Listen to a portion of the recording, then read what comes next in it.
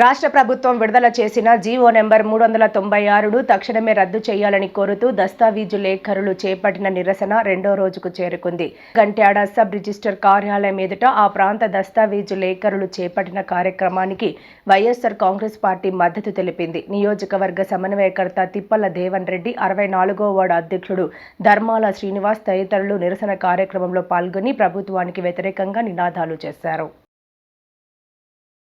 వ్యక్తులే ఈవేళ ఈ ప్రైవేట్ విధానం తెస్తే ఈ నీ భూములకి ఈ నీ ఆస్తులకి జవాబుదారీతనం ఎక్కడ ఉంటుంది, నీ ఆస్తులకి సీక్రెటీ ఎక్కడ ఉంటుంది, నీ ఆస్తులకి రక్షణ ఎక్కడ ఉంటుంది? ఇటువంటి దుర్మార్గమైన ఆలోచన తెచ్చి ప్రజల మీద రుద్ది మళ్ళీ ప్రజల నుంచి డబ్బులు డిమాండ్ చేయాలని కూడా అడుగుతున్నారు. మేము వాలంటీర్గా మాకు రైట్స్ రాసిన దానికి మీరు ఎంత ఇస్తే అంత తీసుకునే పరిస్థితి ఉంది.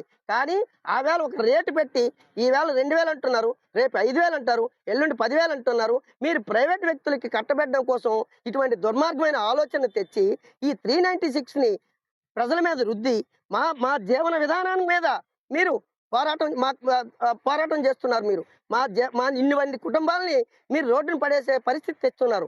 ఇటువంటి దుర్మార్గమైన ఆలోచనని మీరు తక్షణమే విరమించుకునే వరకు ఈ పోరాటం కొనసాగుతుంది. ఇది ఆరంభం మాత్రమే, అంతం కాదు. మీరు ఇటువంటి దుర్మార్గాలు చేస్తే ఇటువంటి ప్రభుత్వాలు మనుగడ సాగించడం కష్టమని నేను హెచ్చరిక చేస్తున్నాను గవర్నమెంట్కి. దాని తర్వాత ఫ్రంట్ ఆఫీస్ నుంచి లోపల ఆఫీస్ లోపలికి ఆడే వెళ్ళిపోతారు. ఇంకా మొత్తం ప్రస్తుతానికి ఫ్రంట్ ఆఫీసు తర్వాత మొత్తం ఈ యొక్క హెడ్ ఆఫీస్ అంతా మొత్తం అంతా ఆల్ చేతిలోకి వెళ్ళిపోతుంది మొత్తం అంతా. చంద్రబాబు నాయుడు గారు ప్రైవేట్ వ్యక్తులకు సుమారు కొన్ని 100 కోట్లకి వాళ్ళకి ఇచ్చేస్తూ మనకి గవర్నమెంట్కి ఇక 500 కోట్లు 600 కోట్లు మనకి ఇస్తున్నారు.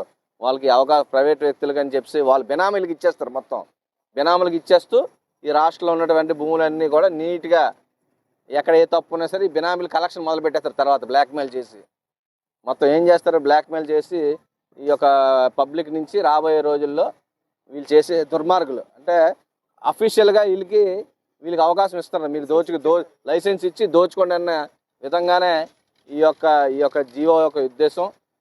మరి దీన్ని వ్యతిరేకిస్తూ పెద్ద ఎత్తున మనకు ఉన్నటువంటి డాక్యుమెంట్ రైటర్స్ వాళ్ళు ఎంతో అనుభవం ఉన్నటువంటి వ్యక్తులను అందరినీ కూడా ఇబ్బంది పెట్టడం, వాళ్ళు సెల్ఫ్ ఎంప్లాయ్మెంట్ ఒక రెంట్కి తీసుకొని అందులో ఎన్నో సిస్టమ్స్, కంప్యూటర్స్, ప్రింటర్స్, జిరాక్స్ ఇవన్నీ ఏర్పాటు చేసుకొని కొన్ని సంవత్సరాలుగా బతుకుతున్నటువంటి వాళ్ళు పొట్టగొట్టడమే ఈయన చేస్తున్నటువంటి కార్యక్రమాలు.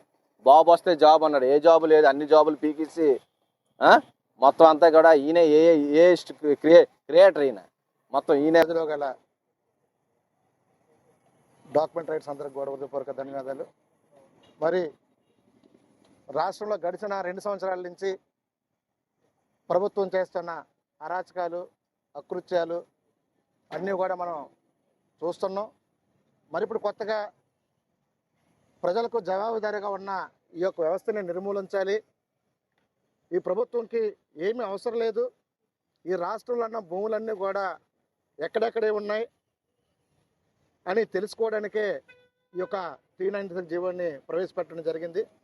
ఇప్పటికైనా చంద్రబాబు నాయుడు గారు కళ్ళు తెరిచి ఇలాంటి అవినీతికి, ఇలాంటి దుర్మార్గాలకు స్వస్థ పలికి ఈ రాష్ట్రంలో ప్రజలు సుభిక్షంగా ఉండేటట్లు ఏదైతే ఈ యొక్క డాక్యుమెంట్ రైట్స్ జీవనం సాగిస్తున్నారో ఆ వ్యవస్థను నిర్మూలించకుండా మీరు ప్రైవేట్ వ్యక్తులకు ఇచ్చే కన్నా ఈ రాష్ట్రంలో డాక్యుమెంట్ అందరూ కూడా ఒక ఎగ్జామ్ కండక్ట్ చేసి అందులో ఉత్తీర్ణుల లైసెన్సులు ఇచ్చి వాళ్ళే రాసుకోవడానికి వీలు కలిగించేటట్లుగా మీరు ప్రయత్నం చేస్తే బాగుంటుందని, లేని పక్షంలో ప్రతి ఒక్కరూ కూడా ఒక సమిధై ఈ ప్రభుత్వాన్ని గద్దె దించే వరకు కూడా పోరాడడానికి సిద్ధంగా ఉంటారని